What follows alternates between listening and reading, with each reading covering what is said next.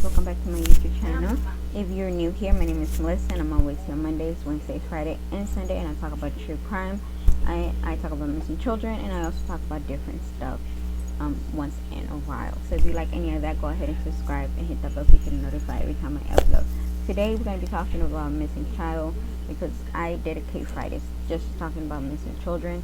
I call it Their Voice if you are new here, and this is as heartbreaking it is to talk about these type of cases.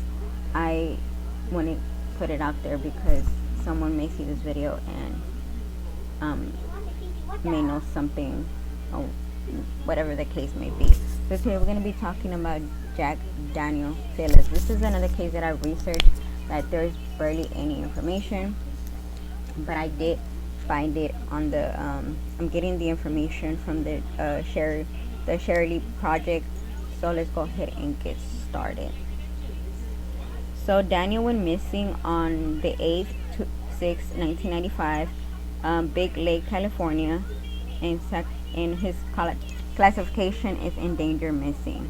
So when Daniel went missing, he was wearing a black tank top, gray shorts with an image of the Tasmanian Devil cartoon character, white socks, white sneakers, and hoop earrings. Caucasian male, brown hair, brown eye. Jack has facial freckles on a gap between his front teeth. He has a scar on his left cheek, and his left ear is pierced. His nickname is JD. He still had baby teeth at the time of his 1995 disappearance. So I'm just gonna go with the details of his disappearance and everything like that. Jack was last seen near the Aspen Glen picnic grounds in Big Lake, California, between 5 and 5:30 p.m. on August 6 of 1995. He was picking there with his younger brother, his mother, and her living boyfriend.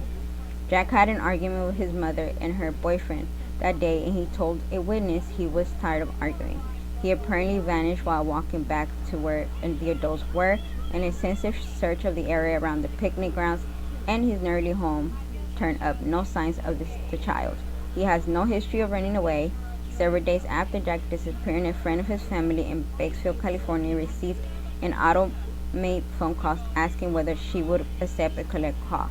She thought she heard Jack's voice on the line when the caller was supposed to identify himself, but the caller hung up before she could speak with him.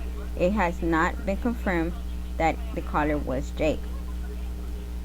The only other person Jake knew in Catskill was his father, who was in prison in 1995. His mother and her boyfriend aren't considered suspect in his disappearance. Jack's father and mother later reconciled and now live in West Virginia.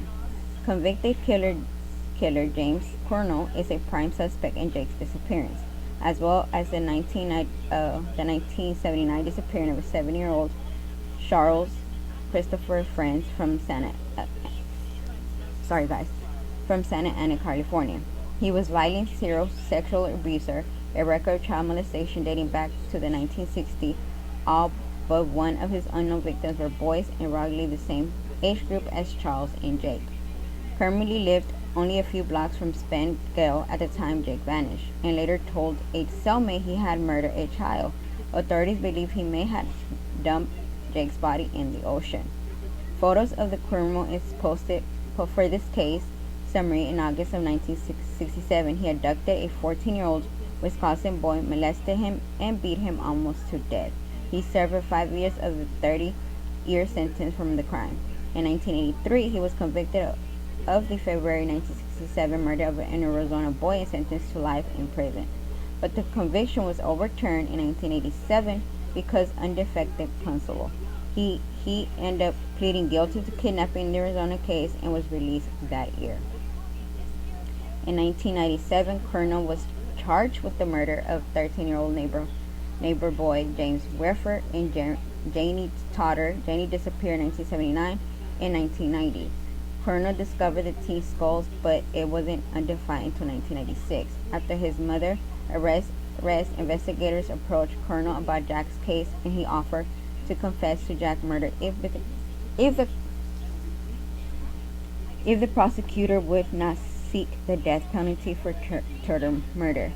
The delay was turned down, and Colonel was convicted of Jenny Turtle murder in 2004 and sentenced to death in 2012. He died by suicide on death row, hanging himself with the electric cord. He didn't leave a note. Foul play is suspected in Jay's case due to the consequences involving his disappearance, but no one has ever been charged with this case. And I will put the number in the description below, where you could call and give information. It is so crazy because I tried to do the story of Jamie Toter, and I could not find anything that was about his case. But he, it's just crazy how he's maybe connected to the both victims, and it's sad and it breaks my heart. I'm tired of these people being out. Like, stop letting these people that molest these children out of prison. Just because they molested it and did not commit a murder does not mean that they should be out. They should do the same punishment as a person that did commit any type of murder. We need to keep our children safe from these type of people. And it's so sad that this innocent, lovely boy is still missing to this day. So if y'all have any information, y'all know anything, go ahead and call the cops. I will leave the information down there, and I will see you on Sunday with a new case.